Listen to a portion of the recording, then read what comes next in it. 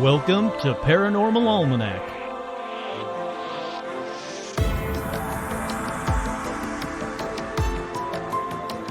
With your host, Kurt Sandvig.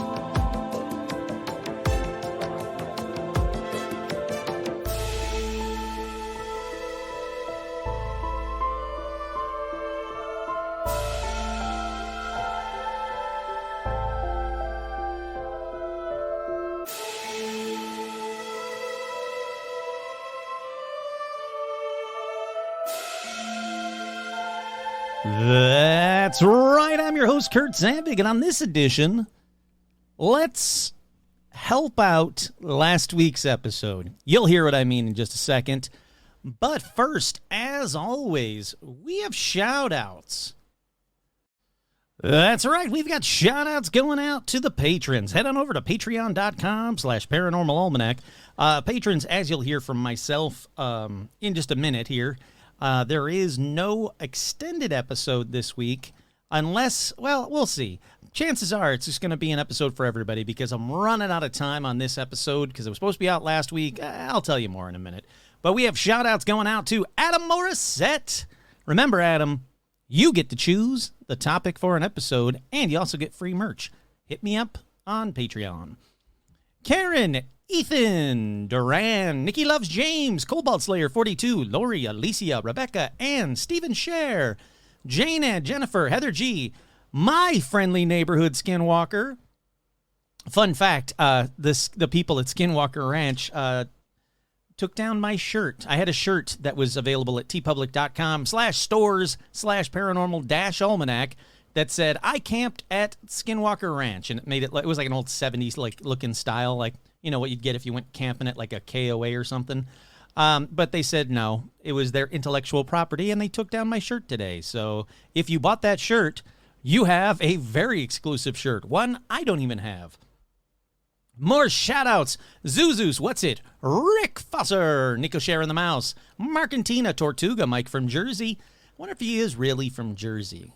Is that a lie, or is he really from... Mike, I'm guessing you're actually from Jersey, but, you know, there's no way for me to prove this. Jay Bizzle, Andy, Tracy, Virginia Mailman, Tony the Magician. Still love magicians. They're the best.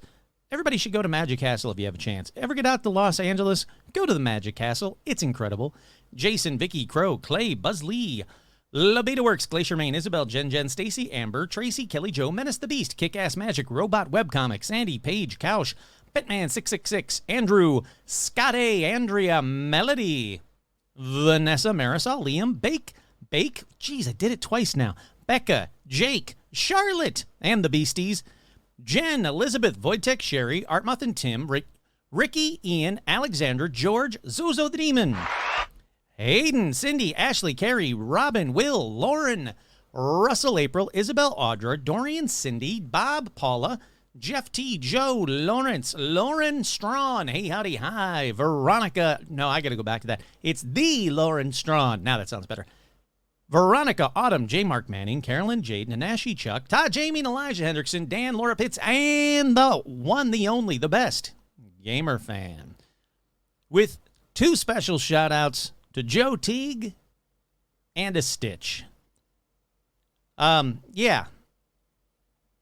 Well, I'll tell you more about what's going on in a little bit. Let's get right into paranormal news because I want to there's a lot in the news today. There's a lot in the news all the time. So, let's get right on in to paranormal news. Paranormal news. There was this one night we were out in the field and suddenly there was this incredibly bright light descending from the sky. Next thing we knew, we were in this big white road, and standing in front of me was this slimy two-legged creature with these wide lizard-like eyes across its face.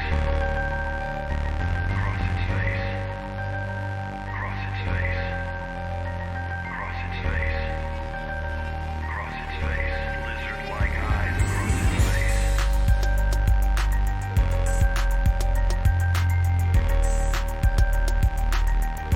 Lizard-like eyes across its face.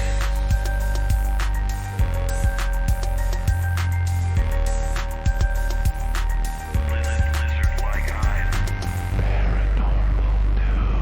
That's right. The first story in paranormal news just happened today. Tracy, awesome Tracy, over there on the Facebook fan page, let me know about this, and I was like, oh, I got to add this to the episode. It happened just minutes ago.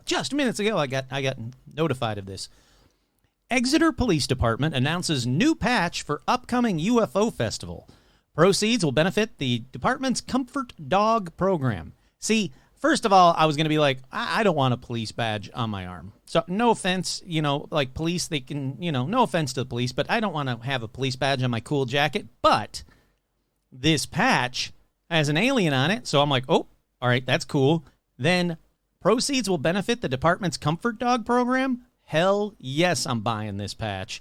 It says the Exeter Police Department has just announced its new 2023 patch for the upcoming UFO festival in September. The annual festival, which is scheduled to begin Saturday, September 2nd, commemorates the day 18-year-old Norman Muscalero reported a UFO sighting behind a barn in Kensington, New Hampshire, to Exeter Police in 1965. The extraterrestrial sighting became known as the Incident at Exeter, which sparked national attention and investigations from the United States Air Force as well. In commemoration of the incident, Exeter Police, boy, that's hard to say, Exeter Police will be selling alien-themed patches to community members on Saturday, September 2nd, beginning at 8 a.m. in front of Town Hall. Proceeds will benefit the department's Comfort Dog program, which has a mission of pairing support dogs with veterans and first responders. Absolutely incredible program. And if they sell them online, I want one. If not, I'm going to beg a patron that lives in New Hampshire, I'm sure there must be one, to please go there and get me one, and I will pay them back, because that is too cool. All righty, up next in paranormal news. Bipartisan House Committee pushes for select committee, that's a whole lot of committee in the headline, classified hearings into UFOs. Basically, what they're saying is, there was an event on Thursday called The Truth Is Out There, UFOs and National Security. It was moderated by congressional reporter Michael Schnell and featured 3 of the 4 members of Congress who have pushed for UAP transparency.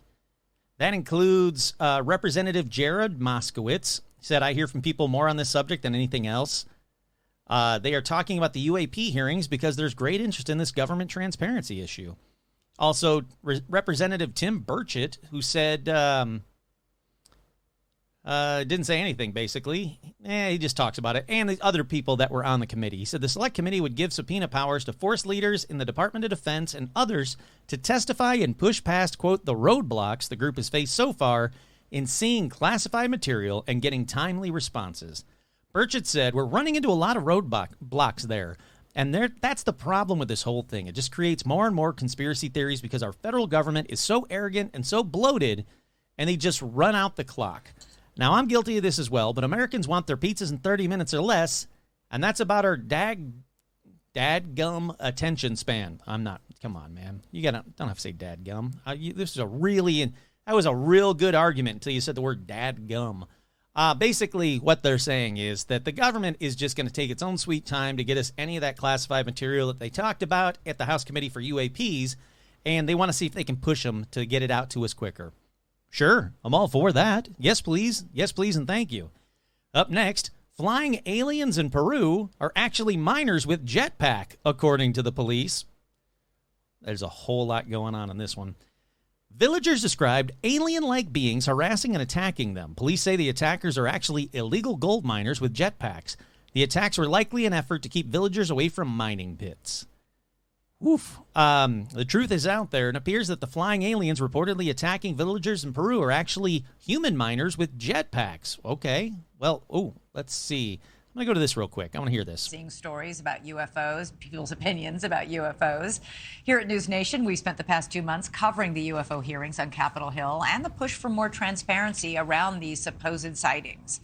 But tonight, it's not just UFOs making headlines in space and beyond. Virgin Galactic is celebrating its first ever commercial Get to the mission thing you just told me about. Hold famed on. astrophysicist Neil deGrasse Tyson. He is also the author of the book Starry Messenger, Cosmic Perspectives on Civilization. We are so glad to have you here. Gotta ask you your reaction to the UFO testimony. It's been in the news. All right, before I'm going to hit play again in just a second. I just want you guys to know that, again, I don't know if I said this online. I think I did. I asked Neil deGrasse Tyson on his Instagram page, hey, how come you're not talking about this, about the UFOs, basically, that the government has said that we have alien bodies and wrecked UFOs, and zero response from him. So I'm very eager to see what he has to say. I'll get back to the news story in just a minute with the jetpacks and aliens and all that weird crap, but I want to hear this. I did hear that you said this was the one time in this era of hyper-partisanship where we had a real coming together on Capitol Hill. If it takes an alien invasion to bring both sides of the aisle together, I'll take it.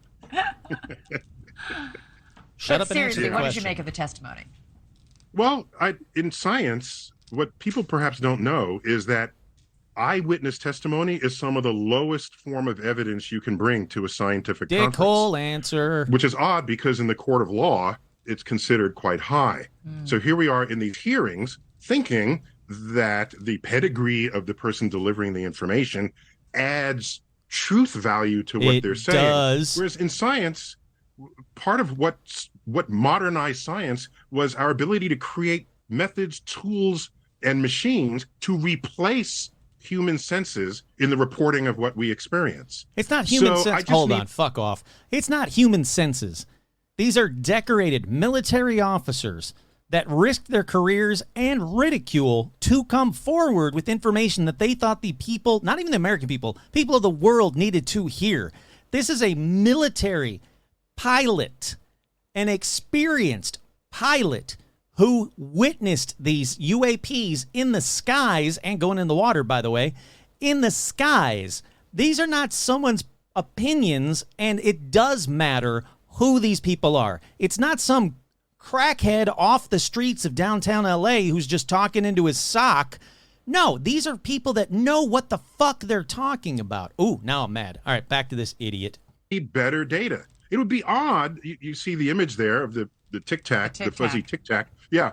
It would be odd that aliens would only just visit restricted airspace. They don't. Right? They don't. God bless America. I used to respect Neil deGrasse Tyson, but I wholeheartedly respect astrophysicist Dr. Travis Taylor, who says that you have to have an open mind. Just like, it's both sides of the spectrum. The religious people have a closed-off mind, and these hardcore science people like Neil deGrasse Tyson, who has a closed-off mind, who isn't actually listening to the evidence and the data. There is data on that screen. That Tic Tac video that he just referred to has data on that screen that can't be explained with modern technology. He's ignoring that, and he's acting like an asshat. All right, back to this idiot. Well, The no. Navy- Commercial pilots report seeing them too. It's not just military pilots. Let me restate that. Yes, they report things that they don't understand what they are. We need a really good clearinghouse and a place where people can do it with confidence so they can report on things like this. I have no problems with that. Good. Go right ahead. But that's not the weird part of the hearings that I noticed. The part of the hearings were the claims that we have like aliens bagged in the back 40, That's who not had what he actually said. harmed people.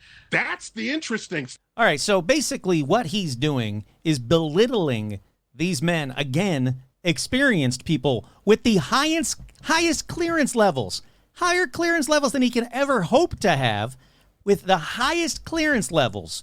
Again, not morons off the street. And he is belittling what they're saying and making fun of what they're saying. He's ridiculing people. And a minute ago, he was saying, I hope we find, we can have something where people can report these things. Oh, really? Where people like you can then ridicule them? You fuckwad? Oh, now I hate Neil deGrasse Tyson. Stuff, okay? If you've got aliens, what's that term? A new phrase for us all? Non-human origin. No, non-human biologics. That's what it was. Exactly. Yeah, if you look at the tree of life, you have like animals, plants, fungus, and bacteria. If you subtract humans from all of that, everything that remains are non-human biologics. So it doesn't mean it came from another planet. If they've got life. That's What a fucking idiot. You have said you do believe there's life out there. It would be, I think most people believe we can't be the only sentient, intelligent life in the universe. So if you do believe there's life out there, is it so unbelievable to believe that they might have come here? It's what's harder for me to believe is that they came and no one has sharp video images of them. They we have do. 6 billion smartphones in the world. And at any given moment, there's 1 million people airborne with a window looking out into the atmosphere. And everybody has a high resolution camera, video and stills. And all we have is a fuzzy Tic Tac and some other fuzzy images. See, again, belittling evidence. He wants to say that, yeah, we should have a committee so people can come forward. And then he belittles not only the people, but also the evidence. There's like 30 seconds left. Fuck him. I'm done with him. Man, Neil deGrasse Tyson, I used to say a while ago, we'd love to have Neil deGrasse Tyson on this show to talk to him about his beliefs in aliens and UFOs and the paranormal. But if this is his attitude and he just wants to belittle people who have come forward, who have risked their careers to come forward, fuck him. Straight up. Post it anywhere you want. Neil deGrasse Tyson is a fucking asshole. Alrighty, back to this stupid story. Let's see. There's apparently flying aliens reportedly attacking villagers in Peru, but they're actually human miners with jetpacks. The beings were reportedly attacking an isolated indigenous village in Peru's Minas province, harassing the villagers and attempting to kidnap a 15-year-old girl. Villagers described the creatures as silver-colored with long heads and faces and yellow eyes that floated about a meter above the ground. Some accounts describe them as 7 feet tall, and one leader they said had protective armor. Authorities, however, have a different explanation for the attacks. After traveling to the remote village, a 10-hour boat trip away from the province capital, officers with the Peruvian Navy and National Police had a much more earthbound theory. They say the attacks are actually originating with illegal gold mining gangs from Brazil and Colombia. Investigators said the gangs are using state-of-the-art technology like jetpacks or thrusters that allow them to fly. Police say the gangs began using jetpacks to explore deeper into the forest and were targeting the villagers to keep them away from the mining pits. See? Rational explanations, dickhole Tyson. Alrighty, up next in paranormal news. Sorry, I'm heated. Don't worry, I won't be heated for this whole episode. It's gone. It's done. Up next in paranormal news, UFO sightings are more common in Michigan than you may think. Well, this is interesting because earlier this week, I was just in Michigan. That's right. I was back home in Michigan. I'll tell you all about that experience in just a little bit.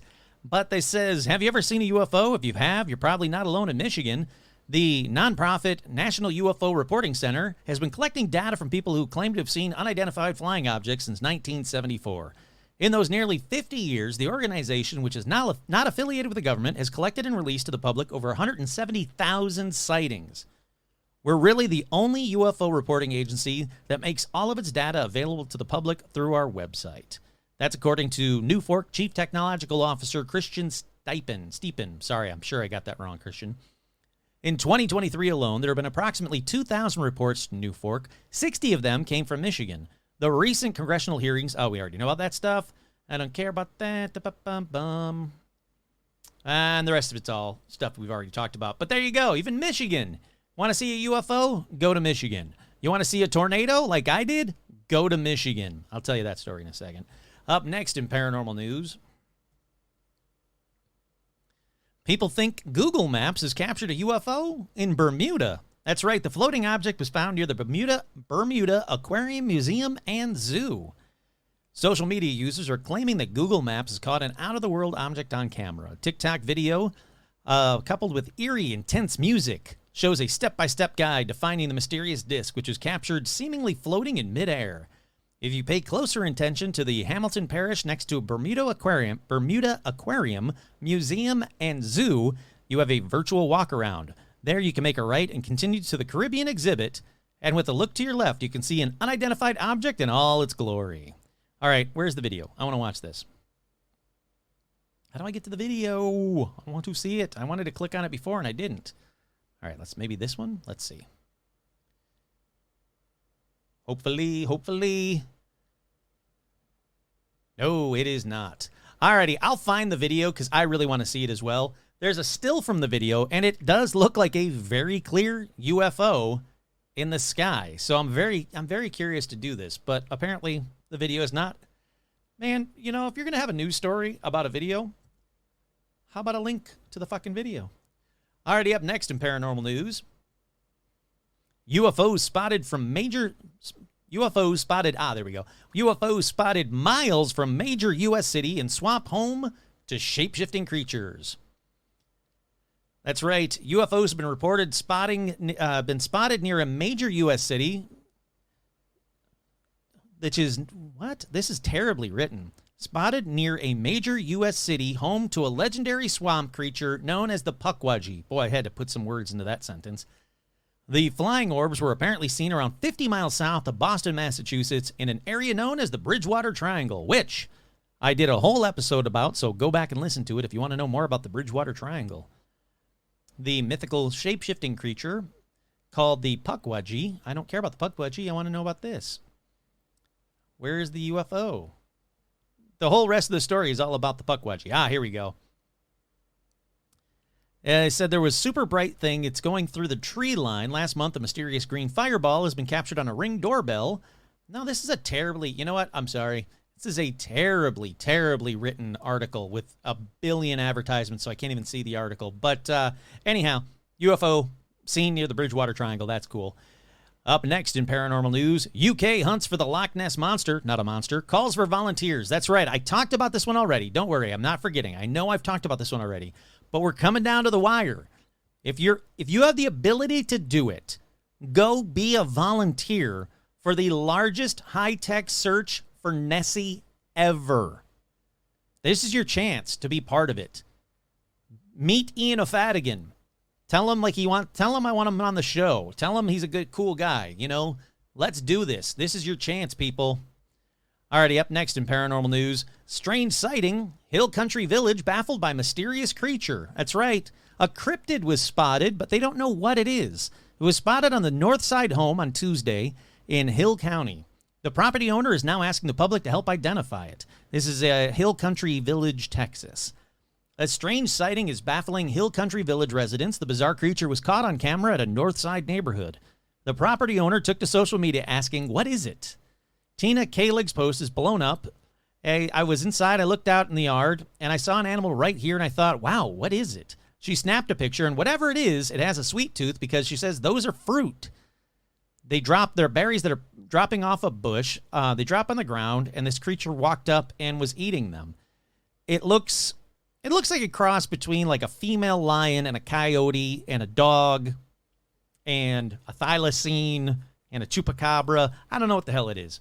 But it's cool. Like some people are saying, oh, what you caught is chupacabra. No, it doesn't really look like a chupacabra, but it's not hairless. I mean, it looks like a female lion and a dog had a baby.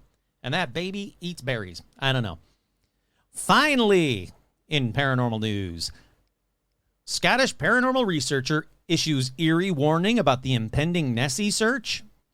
That's right, a paranormal researcher in Scotland has raised concerns about an exhaustive search for the Loch Ness Monster that's set to be held later this month, as he believes it could inadvertently unleash a whirlpool of evil. The unsettling warning was reportedly put forward by Ron Halliday, who has studied and written about the world of high strangeness for 3 decades. In response to the recent announcement of a massive, multifaceted hunt for the famed Loch Ness Monster, not a monster, scheduled for the end of August, the seasoned paranormal researcher mused, "I am not convinced this search is a good idea." His reasoning for the uneasiness is that there's little evidence that we're dealing with a flesh and blood creature, and that something far more sinister could lurk in Loch Ness. To that end, he argued that more likely scenario is that the monster is some form of unknown spirit form. With that in mind, Halliday went on to warn that the extensive event, which could see hundreds of people plant themselves around the iconic site looking for the famed cryptid that weekend, may be, quote, stirring up a whirlpool of evil. You already said that once already, dude. Well, there you go. Someone warned Ian O'Fadigan about that, man. I don't want Ian getting hurt. We got to protect Ian is what I'm saying, people. We got to protect him. Okay? Please? All right. That's about does it for paranormal news. Head on over to tpublic.com/stores/paranormal-almanac and get yourself some merch now, because apparently they can just take it away from me at any time they want. I didn't know that was a thing. All right, let's take a quick break. We'll be right back.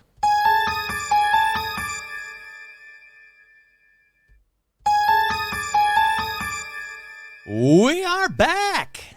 All right, look, guys. Last week I did something that has never been done before. Ever. I checked. I locked myself in a Spirit Airlines bathroom numerous times so I could try and record an entire episode about paranormal plane stories live from a plane.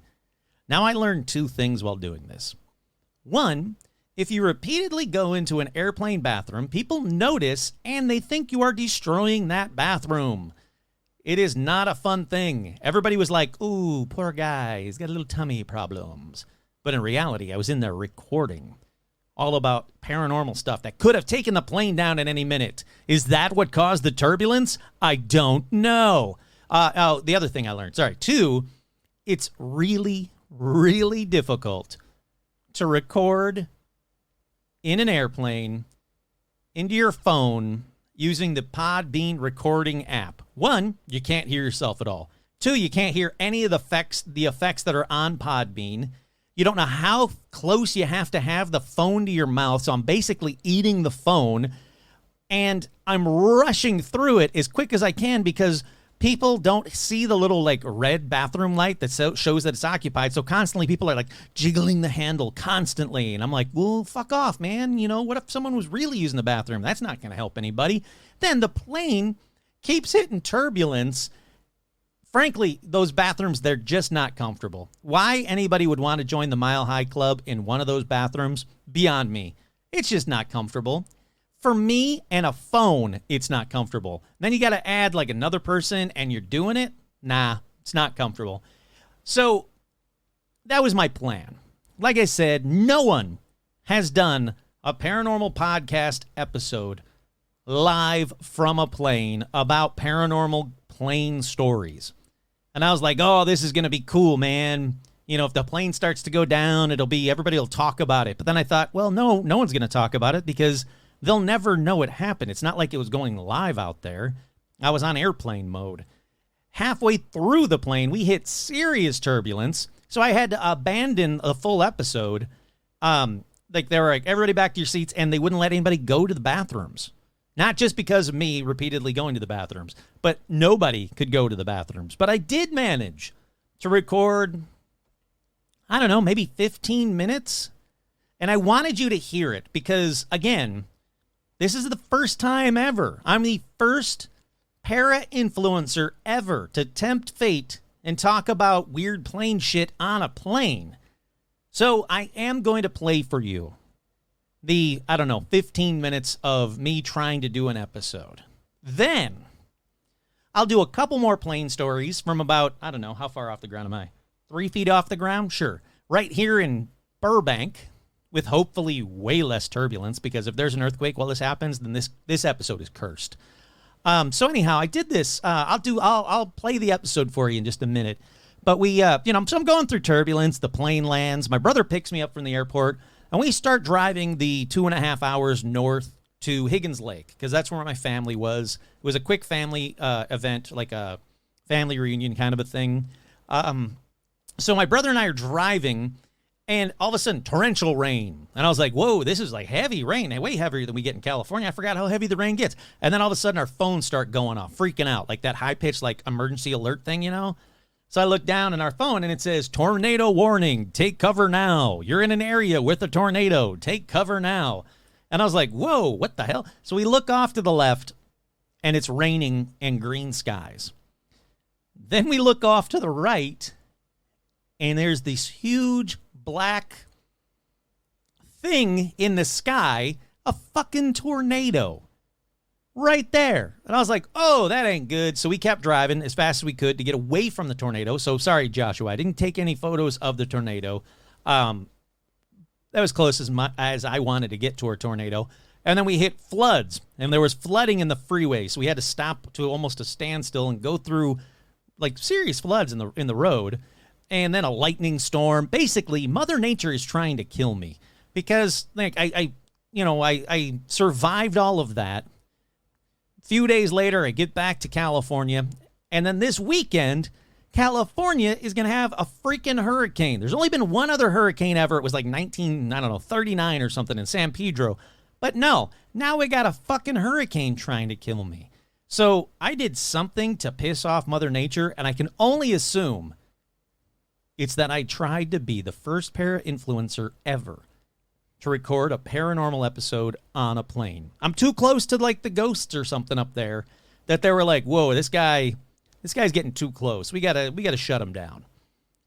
So yeah, that was my fun experience in Michigan. It was fun. Don't get me wrong. Once I got there, it was fun. I got some better made barbecue potato chips, the best in the world. Some Faygo Rock and Rye soda, the best in the world. Superman ice cream. If you go like, what the hell is Superman ice cream? Well, then go to Michigan, because it's the only place in the world that you can get Superman ice cream is in Michigan. Well, what flavor is it? I don't know. It's yellow, it's red, it's blue. Superman colors.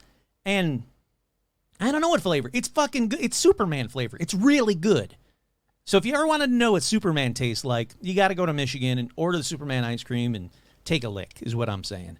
But anyhow, so what you're about to hear next is me probably in a Spirit Airlines tiny bathroom. I did start the episode from my seat, but I immediately abandoned that because I didn't want to scare everybody else. I'm an idiot. I get it. So I can talk about this shit in private on a plane, but I don't want to scare the people around me. Although, the woman next to me, boom, zonked out. She took a pill, boom, out like a light. Like, just dead to the world. So I could have easily done it. And the people behind me, they couldn't hear anything. I couldn't hear them. They couldn't hear me. Everybody had AirPods or AirBuds or whatever the fuck they're called in their ears. So chances are I literally could have done this all from my seat, but I didn't. I wanted to, like I said, I wanted to show some respect. And besides that, she had the window seat and she had the screen down, the thing down, the blinds.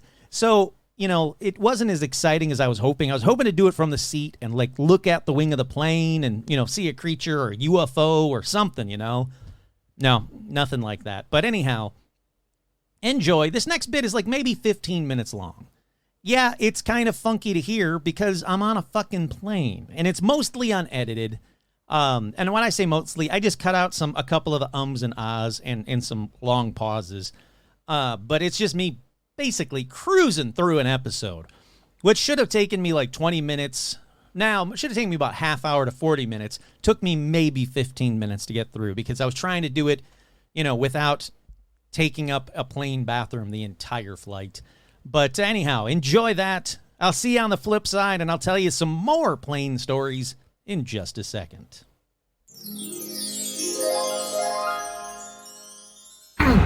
That's right, I'm your host Kurt Sandvik, and on this edition, let's talk about paranormal stories involving planes while on a freaking plane. I know how to do shout-outs, so patrons, shout-outs to you, with a special shout-out to Joe Teague, Stitch, and since I'm on an airplane, Amelia Earhart. Why the hell not? So, yeah, I figured, you know what? I want to do an episode about paranormal plane stories while I'm on a plane. That's right. I'm flying from California to Michigan. Sadly, not to hang out with patrons, just a quick family trip.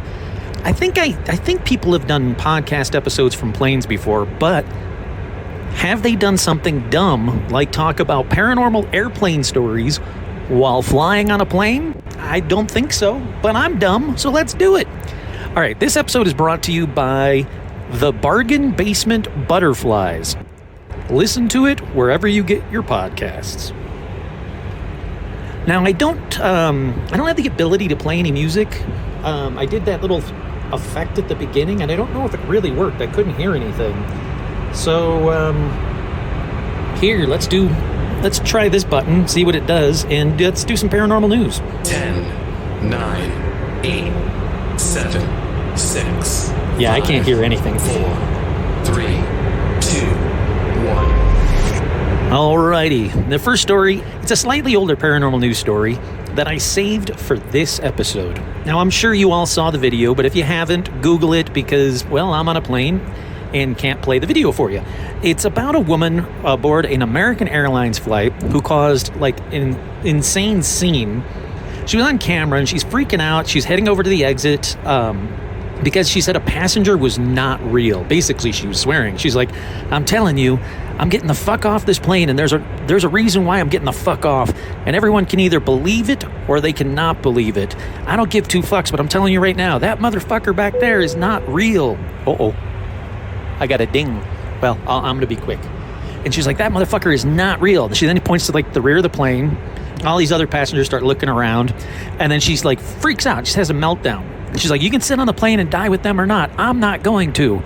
Now, the footage was posted by some guy on like TikTok, and then it went everywhere. Well, Daily Mail actually sat down and interviewed her, and it was the most useless interview ever. They were like, why did you do it? And she was like, I don't want to talk about it. But she's like, apparently like, very well-to-do, said that she was had an altercation with this guy over some like maybe stolen AirPods or something, and then just freaked out and had to be removed from the plane. I don't know. It's weird. That about does it for paranormal news. I'm going to take a quick Mile High break and be right back. We are back on this edition. I'm on a Spirit airplane traveling, I don't know how fast. I don't even know how high. I'm talking about ghosts and spooky plane shit while I'm on a plane. Now, if the plane starts to go down, I'm going to immediately start talking about cute puppies on this episode while screaming and crying.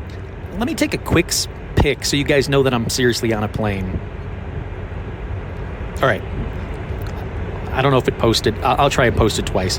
Let's get into this episode, though.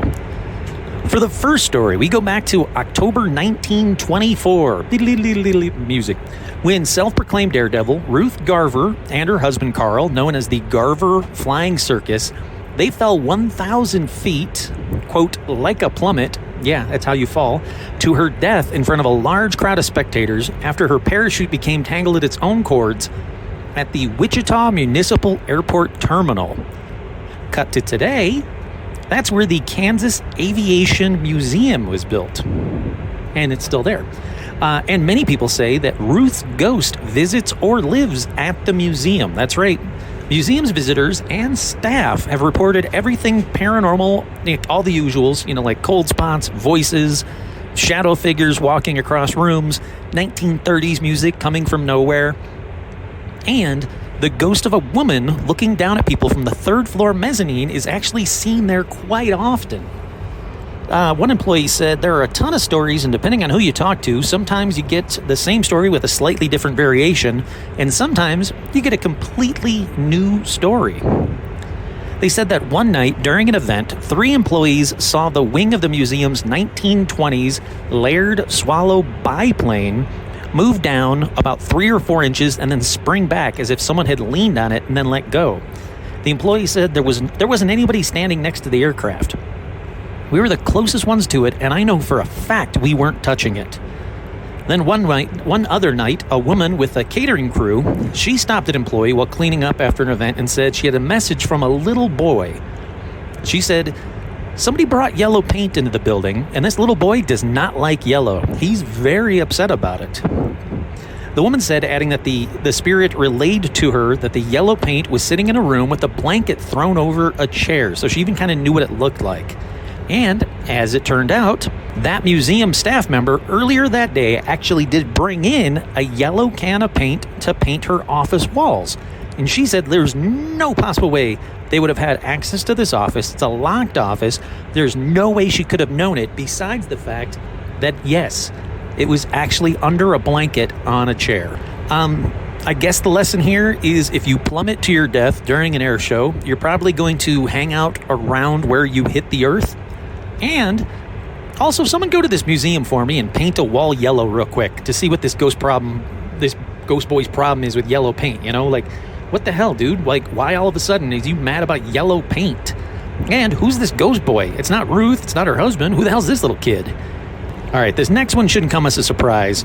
We go to Pearl Harbor, and of course we go to Pearl Harbor because it's haunted as F, specifically Hangar 37.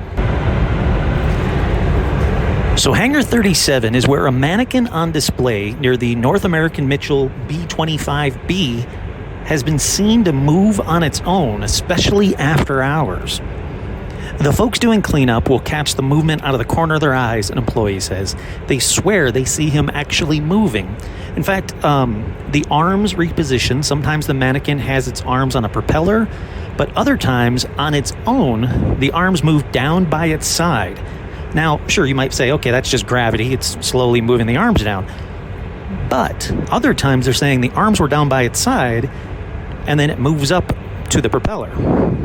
Explain that one. I can't. All right, let's keep moving on because I don't even know if this is going to work. And I'm trying to talk loud enough that you guys can hear me without scaring the hell out of everybody around me. It's going to be fun. I don't have a clue if this episode's even going to work and or how long it's going to be. It might be a mini episode. I don't know. Let's see. Let's keep moving on. Let's go to the Castle Air Museum in Atwater, California, which I didn't even know about this place. It's close by enough that I can go to it. So I'm actually going to check this one out when I'm back in California. There's a ghost there that people have named Arthur, and they say it's with good reason, because Arthur was the only legible word punched onto the face of a corroded dog tag that they actually found in the tail section of a B-29 plane that was sent to the museum, and they started doing the restoration when they found this dog tag. And they said they think that Arthur is still with the plane. Someone actually once called the museum to alert staff that the lights were left on the B-29. But the employee said at that point during the restoration process, there was no electricity or even bulbs for that matter on the running lights on the B-29. But the person that called in said, those lights are on. I can see you guys left the lights on the B-29 on. Or probably the big plane, because how the hell would they know what a B-29 is? All right, they also said we have a two-man restoration crew that's working on the inside of that aircraft. One of them put his hand up behind him and said, hey, can you hand me this wrench? And then a wrench was, placed on his hand. And he said, thank you. Turned around, and there was nobody there. In fact, his restoration partner was actually out on the grounds having a cigarette break at that time. I'm going to keep cruising on. Let's go on to weird shit that happens on a plane from a plane. In December of 2017, a woman caused an Air China plane to turn around and go back to Beijing. Because after the plane took off, the woman collapsed about 20 minutes into the flight. They said that she was completely unresponsive, so the captain decided to turn the plane around. But when she came to, she was like, no, you can't. She's like, there are things possessing her body. And she started to thrash around and become basically, like she's been possessed. It took 6 people to hold her down and get her under control while the plane was getting ready to. So the plane, landed. They held her down. The plane landed. They were getting ready to off-board her when she demanded to see the flight crew and shouted, I have to be in this city, whatever. There are things possessing my body, and you cannot find it by health checks. That's creepy. Knock on fake plastic. Well, it's real plastic. That's not going to happen on this flight. So from a possession to how about 3 ghosts that happened on August 9th? That's right. This one just happened. This August 9th. 2 days ago? A flight on Russia S7 Airlines from Novosibirsk, I nailed that one, to St. Petersburg was delayed for 3 hours because one of the passengers saw 3 ghosts of, quote, Wagner mercenaries who were watching him. According to the man, the crew could not get him to calm down.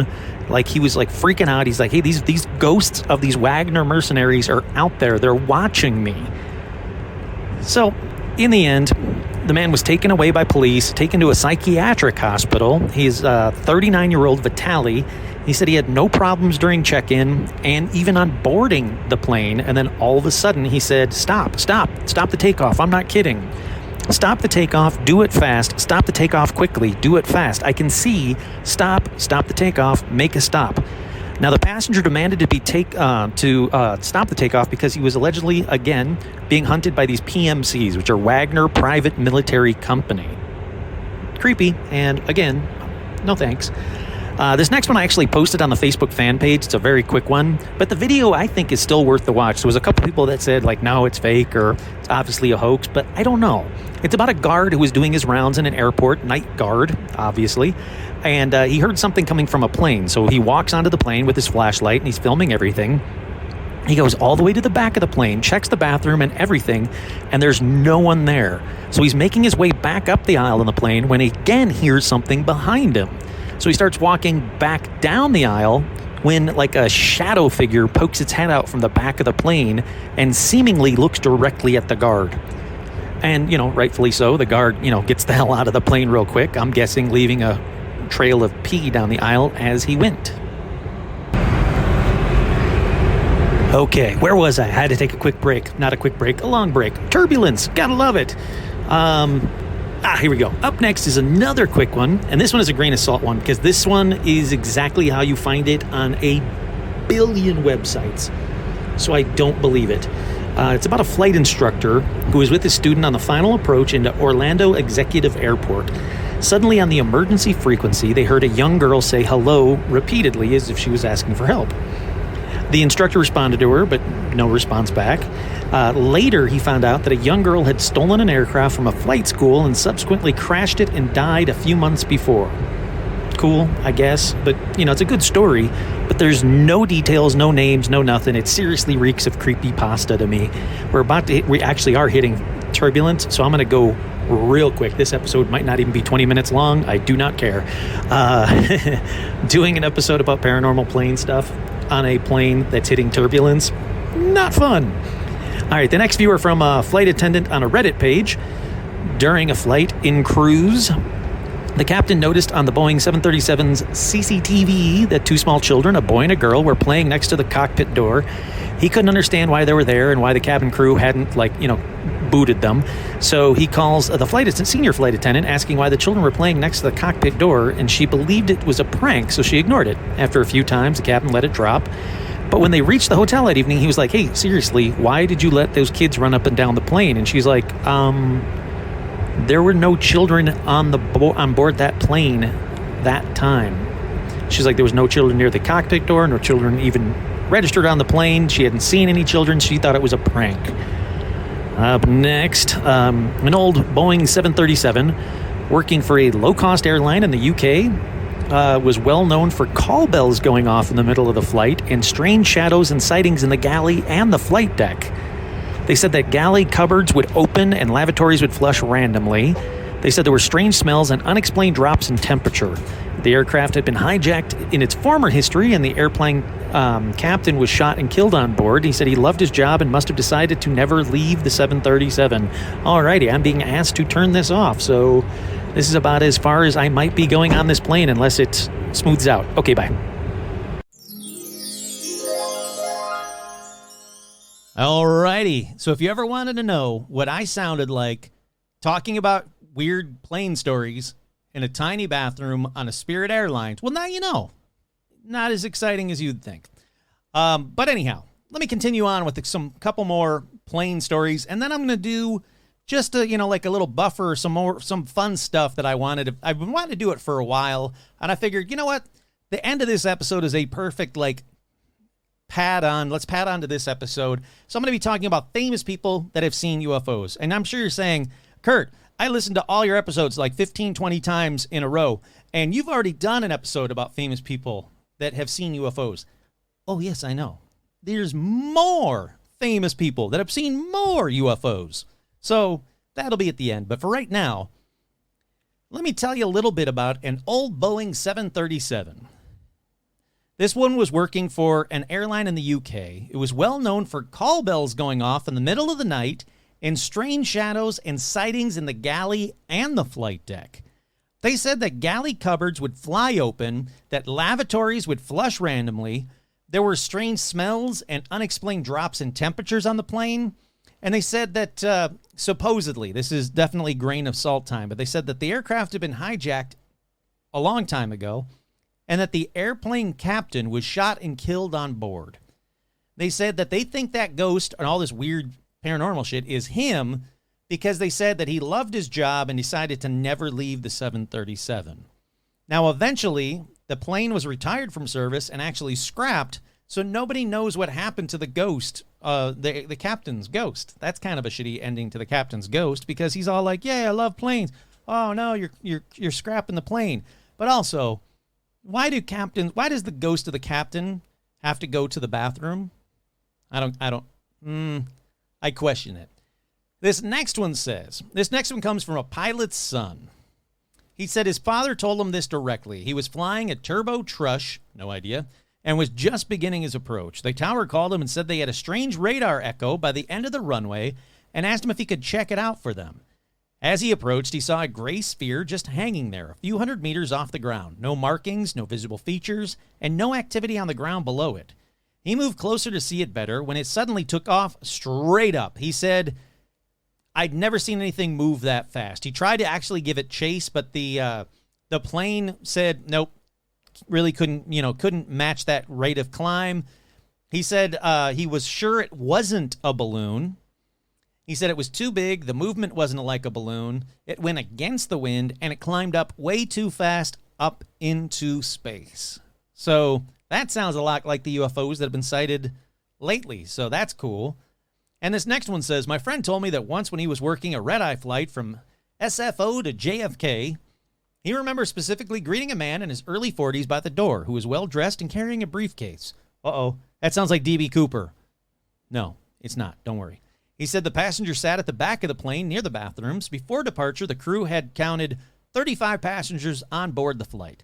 Since it was a red-eye flight, most passengers slept and everything went smooth as usual. Before landing, they recounted the passengers, only to come up with 34 passengers. They thought the passenger was in the bathroom. They actually checked, but it was empty. They eventually realized the missing passenger was the man with the briefcase who was seated at the rear of the plane. A member of the crew even said that he had a conversation with him about his wife and children. They never found him. Alrighty, that seems bad. That seems like that should have been on every news story ever, that a passenger disappeared on a commercial airliner. Like, why didn't they stop everything, search the entire, like, isn't there that like thing where you can like lift up the floor and go down into the hull of the plane where they have like suitcases and everything? Shouldn't this been a bigger story is what I'm saying. So again, grain of salt. This next one says, a 747 aircraft belonging to South African Airways was used on the set of Casino Royale. The galley doors would open and close by themselves. During filming, crew members reported seeing a woman walking up and down the aisle at night. The lights would also turn on and off. They said that the plane didn't have functional power while filming because, it's just a prop. But they said that the crew members refused to stay on the plane by themselves. Yeah, I don't blame them. That's creepy as all hell. This next one says, a Boeing 737-8Q8 belonging to Sterling Airlines is supposedly haunted. Flight crew members and even the cleaning crew have reported hearing footsteps on the roof of the plane. All right, not too scary. I'm sure maybe grounds crew people or somebody inspecting the plane have to walk on top of the plane. I don't think they do, but not too scary yet. But they said they've even heard the footsteps on the roof of the plane in flight. That's creepy. One flight attendant said, lights that turn themselves off and on, unusual sounds, sudden temperature spikes or drops. At my airline, we have always counted on aircraft number 502 to have a mind of her own. Now, they called the plane Christine because they thought it was haunted, just like Christine Baranski. I don't know. Oh, no. I'm sorry. They thought it was haunted just like the book Christine by Stephen King. Sorry. You ever seen Christine Baranski's face? She looks haunted. She looks really haunted. One flight attendant says, she does seem to behave for some people more than the others, but lots of people have claimed to have seen her be quite temperamental. Christine doesn't bother me, but some avoid flying on her because of the stories. Yeah, that whole thing about the footsteps being heard on the roof of the plane at, 30,000 feet or however high up they are, that would freak me the fuck out. This next one isn't from Reddit. It's actually from a book, and it's from a very famous book written by a very famous man, a man named Charles Lindbergh. Hopefully, you know Charles Lindbergh as the first pilot to make a successful solo crossing of the Atlantic by air in... What was the name of his plane? Everybody out there scream it into the void. What was the name of Charles Lindbergh's plane? Hold on. I'm going to give you some thinking music real quick. Ready? That's terrible thinking music. Here we go. This is better. What we're looking for is the name of the plane that Charles Lindbergh made his first successful solo crossing of the Atlantic by air ever. And the answer is the Spirit of St. Louis. So give yourself a point. Make sure you're keeping score at home, people, because I can't keep score for you. But make sure you give yourself a point if you got Spirit of St. Louis correct. Well, in his book, he wrote about an experience he had on that flight. Approximately 22 hours into the flight, he said he became aware he was not alone. Describing, quote, ghostly presences, vaguely outlined forms, transparent, moving, riding, weightless with me in the plane. I'm going to read that whole thing again because I really butchered that. Ghostly presences, vaguely outlined forms, transparent, that were moving, riding, weightless with me in the plane. He said the voices were familiar and they gave him advice and reassurance. He said, I can't recall exactly what they said, but they did fade away in about an hour. According to his grandson, Eric Lindbergh, he saw something that he couldn't explain. Although he was aware that it might have been a fatigue-induced hallucination, yep, sure would, because he'd been up for more than 24 hours by this point. It led him to study this phenomena, it opened his mind to potential alternate realities, and he intended to go to India to study with the yogis who could survive without breathing, but World War II got in the way. He said the experience changed his concept of life. Yeah, I would assume if you're up for 24 hours, flying for the first time ever across the Atlantic by air in a plane that is not comfortable, it's got to be like that Spirit Airlines bathroom, that, yeah, you probably would hallucinate. But, hey, it seemed to help him. It wasn't like they were telling him to, like, crash the plane, fuck it, put it down, like none of that stuff. So, cool. All right, this next one is on every site about ghost planes. And one I think I talked about before, but I was looking forward to talking about it on a plane, so just pretend I'm on a plane right now. We go back, here we go. We go back to December 29th, 1972, when Eastern Airlines Flight 401 departed from New York City and was headed towards Miami, when it went down in the Everglades and took 101 lives, including pilot Bob Loft and flight engineer Donald Repo. As the plane was preparing to land, the landing gear indicated the light wasn't on. The landing gear indicator light wasn't on. It was later reported that the light had burnt out and that the landing gear was actually down. However, the crew became so distracted by the reported malfunction that the plane crashed. After the crash, it was rumored that the functional parts that were left were used for parts on other planes. After that, there were about 20 other reports of Loft and Repo actually being sighted. Again, they died in the crash, but they were sighted all over the place. Repo was often sighted warning the passengers that there was something wrong with the plane. You don't want that. And then Loft was often seen sitting next to passengers. Kurt here, you don't want that either. Both of those are bad. That's weird. Creepy, do not like. Again, if you want a longer version of that story, I'm sure I talked about it on a previous episode, so now's your chance. Go find it. And then finally, an older paranormal news story that I wanted to tell on this episode. I had it saved, so I didn't have to click on it, even though it was in airplane mode. So still gonna share it. Amelia Earhart haunts Lenny Hughes. This one came from the Lansing Journal, Lansing, Illinois, I think it is, or Indiana. No, it's Illinois. Lansing, Illinois, October 30th, 2018. When Lynn Cartwright, better known as Lenny Q, moved her BBQ restaurant to its new location at the Lansing Municipal Airport in March 2017 in Lansing, Illinois, she was not a believer in the paranormal. However, it took only a short time to convince her that the restaurant was haunted. In fact, Lenny believes their spirit is none other than that of Amelia Earhart. Lansing Municipal Airport was originally named the Chicago Hammond Airport. The village acquired the property in 1976 for $1.75 million. It had a rich history dating back to the 20s. The Lansing Municipal Airport had seen its fair share of famous faces. Henry Ford erected his now historic Ford hangar on the property in 1927. It was named a National Historic Site in 1985. Chicago Bulls legend Michael Jordan visited the airport in September 1990 to film 2 commercials. And famous aviators such as Charles Lindbergh, Wiley Post, and Amelia Earhart all used the airport at some point in time. Let's see, there's one ghost that haunts the halls of the airport, and Linny and her employees can attest to that. Music will be on when we come in the morning. We'll hear the elevator beep and nobody gets off. Even more dramatic, Linny has experienced things that getting thrown at her, a plate and an ice scooper. She says she just knows it's Amelia. She's not being mean or angry. She's just letting us know that she's there. When the former airport maintenance manager told Linny how frequently he was frightened by Amelia, Linny says she felt relief. I said, I'm so glad you said that because I thought it was just me cracking up, and it wasn't. And believe me, he's very straight. He doesn't make things up. As far as she knows, hers is the only establishment at the airport's 500-plus acre ground that's haunted. So there you go. If you want a chance to see Amelia Earhart, go there. Like that's cool. I want to meet Amelia Earhart. Hopefully they find her body one of these damn days. I keep thinking they're going to find her on Nikamururu? That's where she's going to be. Either the plane is going to be just off the coast of it in the water, or they'll find her body or something.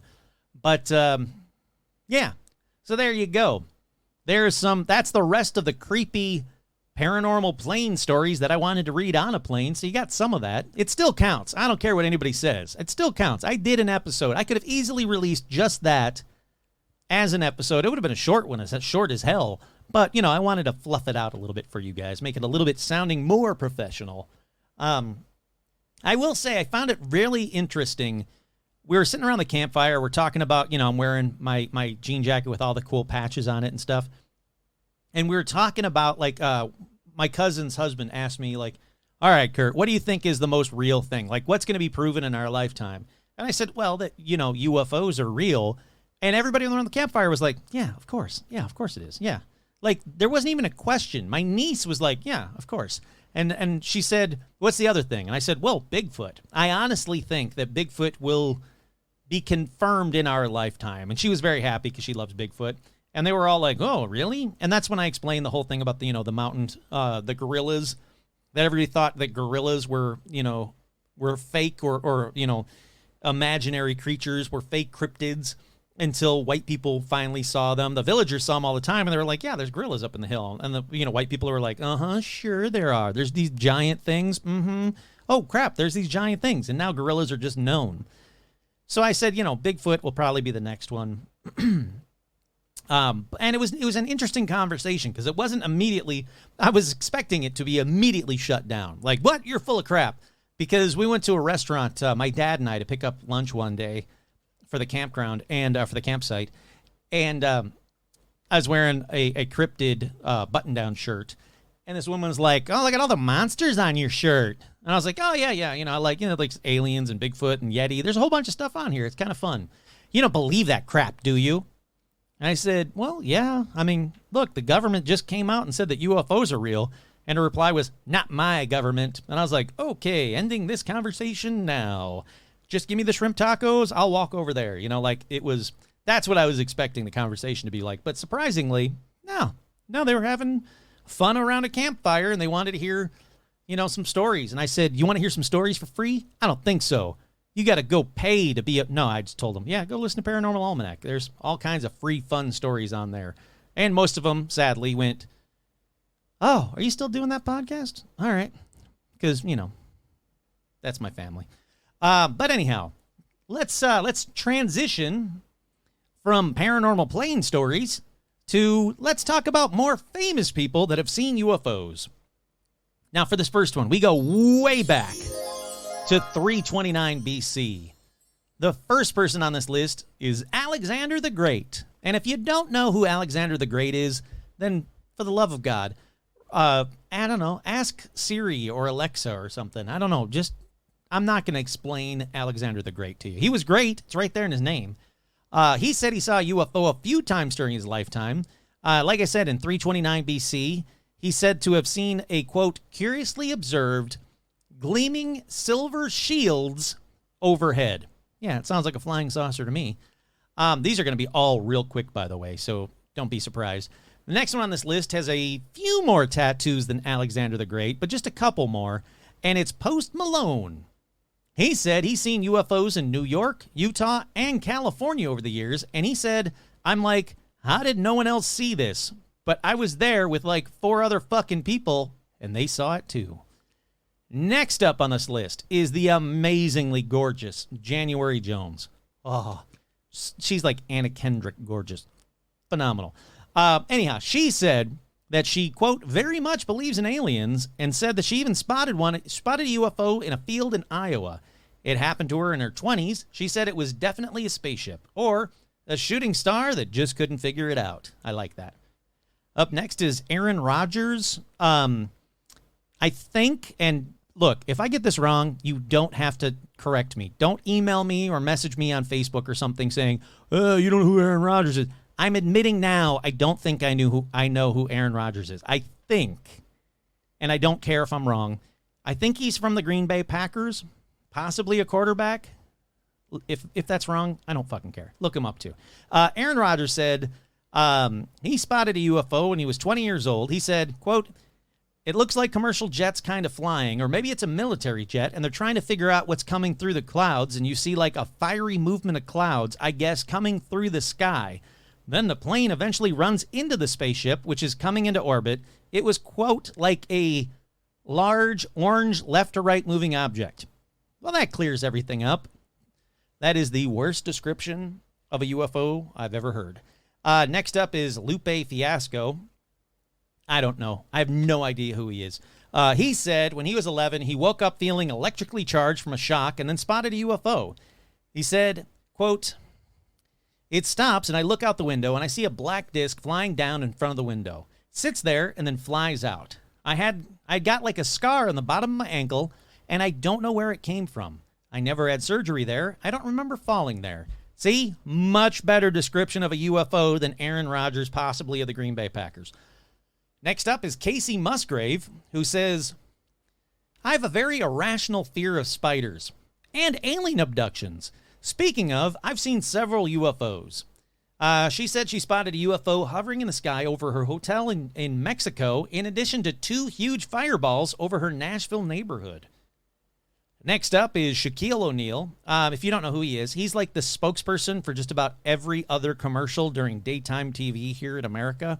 He said he saw a UFO while on a double date in 1997. He said in Madeira, California, and right when we passed the fairgrounds, I could swear I saw a flying saucer come down with all the lights. It was just spinning and then it took off. We all looked at each other and I was like, I know that was a UFO. I don't care what anybody says. Next up is the nanny herself, Fran Drescher. She said she spotted a UFO in junior high while driving with her dad. Fran's ex-husband and nanny co-creator Peter Mark Jacobson said he had a similar experience around the same time. She said, I think that somehow we were programmed to meet. We both have this scar. It's the exact same scar on the exact same spot. And that's kind of cool because I do think that a lot of abductees, experiencers, however you want to word it, I do think that they are sent or programmed. Now, program's a weird word, but like they're destined to meet other experiencers. I do think that it's like a predetermined kind of a thing. So, yeah, I agree with her on that one. Next is the best thing that ever happened to Greece. Olivia Newton-John herself, she said when she was 15, she spotted a strange flying object flying at, quote, amazing speeds in the Cambridgeshire countryside. I'm sure it's Cambridgeshire. She said in England, most people now think UFOs are possible. 20 years ago, how many people would have thought that? Yep, love her, love that. Gone too soon. Next up is Nick Jonas, who I think is still a celebrity. He said, when I was 14 maybe, I was in my backyard playing basketball with some of my friends, and I looked up in the sky, and there was 3 flying saucers. So I'm a firm believer in aliens. All right, cool. Come on the show, Nick Jonas.